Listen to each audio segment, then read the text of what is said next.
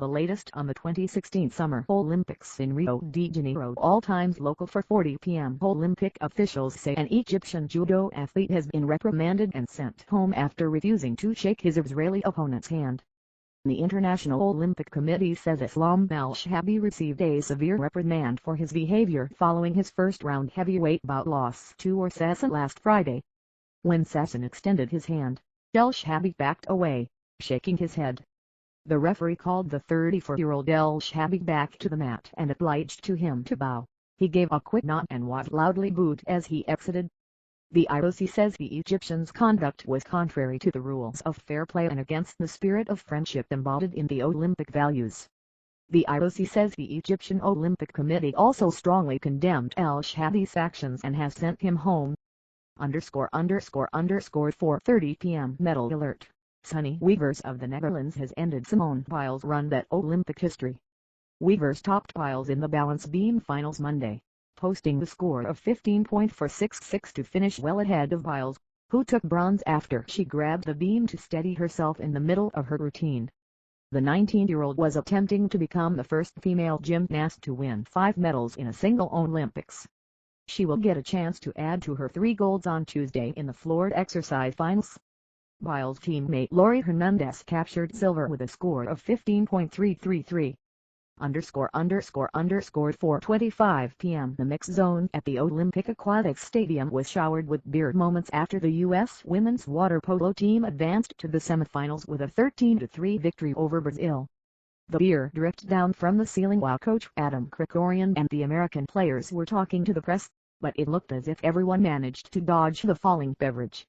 The mix zone workers speculated that a fan must have spilled their beer in the stands above, and towels were quickly brought in for the floor.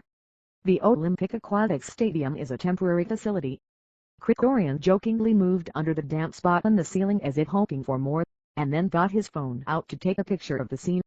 ____4:10 p.m. Simone Biles' drive for 5 Olympic gold medals is over. The Olympic all-around champion wobbled during the middle of her routine during balance beam finals Monday. She landed awkwardly while completing the front somersault and grabbed the beam with both hands to avoid falling down. The 19-year-old already has 3 golds in Rio was attempting to become the first female gymnast to win 5 gold medals in a single Olympics. Her score of 14.733 was eclipsed by Sunny Wevers of the Netherlands minutes later. Biles will be in the mix for another gold on Tuesday in the floored exercise finals. ____4 p.m. A television camera fell in the Olympic Park, plummeting about 30 feet and injuring 2 women. The witness says the large camera, which moved back and forth along wires providing aerial views of the main Olympic Park, was being examined Monday on a bridge overlooking the entrance to the Karaoke One Arena. Chris Adams says he heard a wire snap, which caused the camera to come falling down and hit 2 women before smashing into the ground. Adams says it looked like a flying saucer coming through the air when it hit these 2 women. Rio Games organizers confirmed 2 women were injured and said at least one was taken to a hospital. Organizers are not sure why the camera fell. Adams, a gymnastics fan from England, says he saw medical personnel take the women away on stretchers. ____3:30 p.m. Medal alert. Southeast Wonbori of North Korea picked up his country's 2nd gold medal in Rio, edging Denis Habiazin for gold in the men's vault final Monday. A rise to vault average of 15.691 was better than Habiazin's average of 15.516. The medal for Habiazin was his 2nd in less than an hour. He earned bronze on still rings earlier Monday afternoon. Japan's Kenzo Shirai earned bronze in a tiebreaker over Romania's Marian Dragulescu. The 2 voters both averaged 15.449 for their 2 vaults, but Shirai was awarded the bronze because he had the highest score on a single vault. ____3:30 p.m. Rio's mayor is appealing the federal court decision that forbids the city and federal government from transferring public funds for the Paralympics. Mayor Eduardo Paes said on Monday that the city would funnel between $100 million and $150 million reals, $31.5 million and $47.3 million for the sporting event. Paes says the money is vital for the games, which he says have failed to attract sponsors and sell tickets. A federal judge ruled this weekend that the city and federal government should stop sending funds to the Rio 2016 committee until the event organizers make information about revenues and expenses available to the public, including prosecutors and auditors. ______3:10 p.m. The International Olympic Committee is taking extra security measures at the Olympic doping lab in Rio de Janeiro to prevent a repeat of the brazen manipulation of samples at the 2014 Winter Games in Sochi. IOC Medical Director Dr. Richard Budget says we can be very confident that the thousands of doping samples at the Rio lab are secured. Extra security was put into place following the scandal over state-sponsored doping in Russia, where tainted samples were swapped out for clean ones during clandestine, middle-of-the-night operations at the Sochi lab.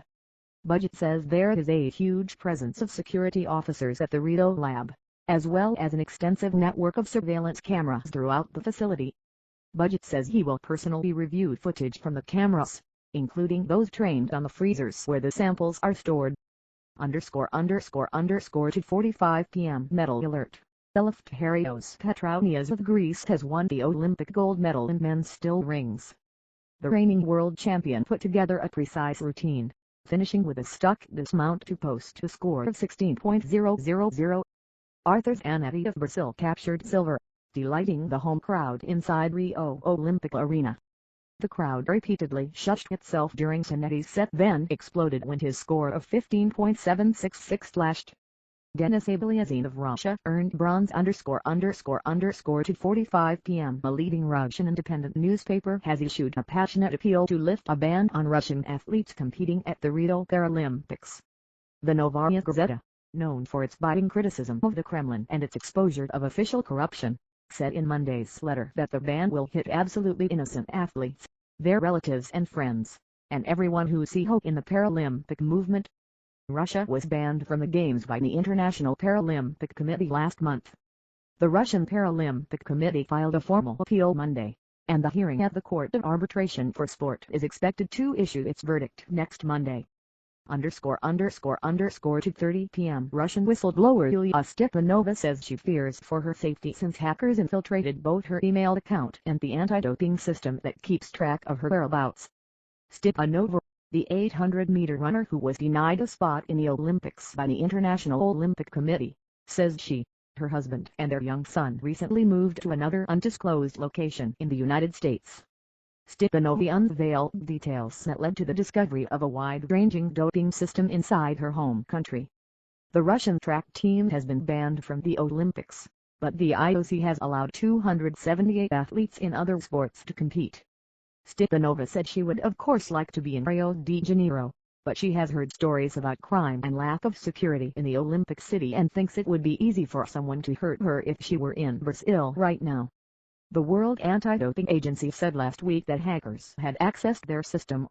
Included in that was information about Stepanova's whereabouts. All athletes are required to provide that information so they can be reached in case they're chosen for an out-of-competition drug test.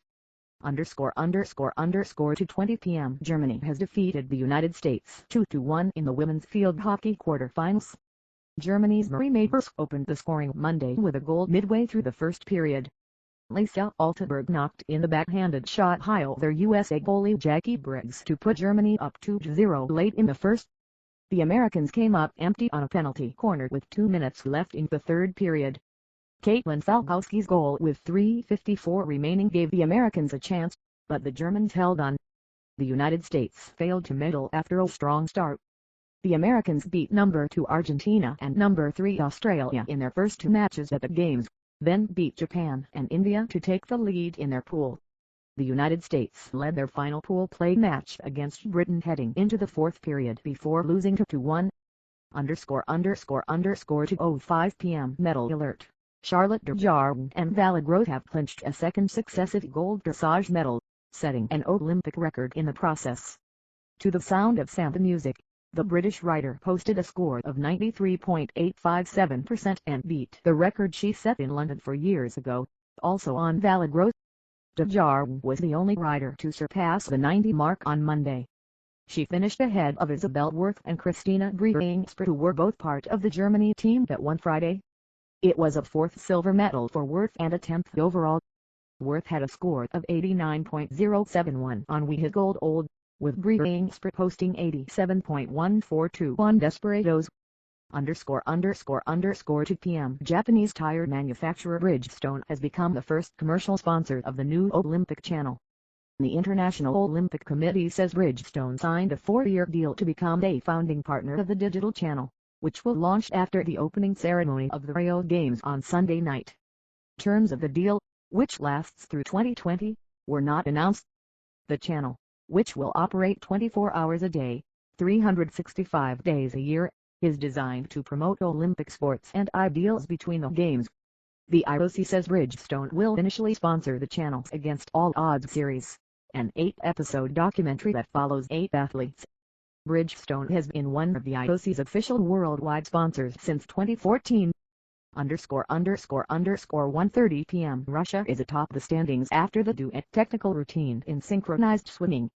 Natalia Ishchenko and Svetlana Romashina scored 96.4577 points for their routine Monday. They also led after the free routine a day earlier, giving them a combined score of 194.5244. Huang Zuochen and Sun Wenyan of China were second at 191.4355. Yukiko Inui and Riseko Mitsui of Japan were third at 187.5214. The Americans Anita Alvarez and Maria Koroleva was ninth. The duet free final is Tuesday. ____1:20 p.m. New Zealand's Lisa Carrington, the world's top female kayaker, made paddling look easy as she made the final of the 200-meter sprint. The 4-time world champion and defending Olympic title holder cruised through 2 hits in first place to win the spot in the Tuesday final. She looked relaxed, which pleased her coach Gordon Walker. Carrington, 27, is also competing in the 500-meter sprint.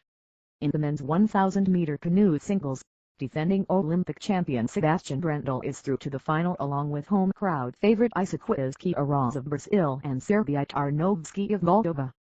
All 3 won their heats Monday.